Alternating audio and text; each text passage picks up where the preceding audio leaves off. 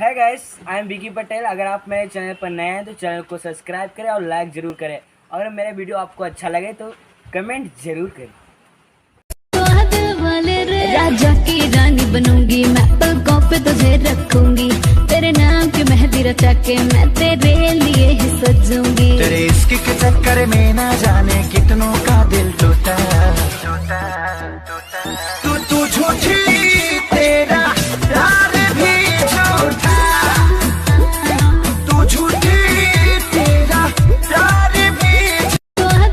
दिल नहीं लगा तमाई के घरे, पाँचों में तो के धरे के मन करे, तो कहीं मीठ मीठ प्यार के सवाल मिलेगा।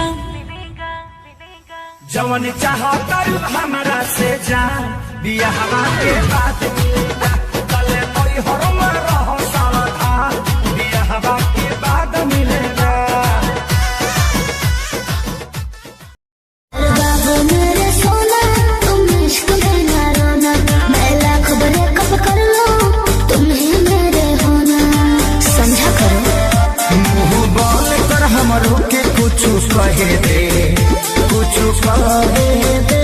अभी बस करी रे बगली रहे दे, अभी बस करी रे बगली रहे दे। दौड़त मेरे मारी वो पहिले सहे दे। रानी सगरो रुकावट त हट गइल बा, गाना बाना हमनी के सट गइल बा, सट गइल बा, सट गइल बा। ए रानी सगरो रुकावट त हट गइल बा, गाना बाना हमनी के सट गइल बा। अब त लागी रोज छावा का हो।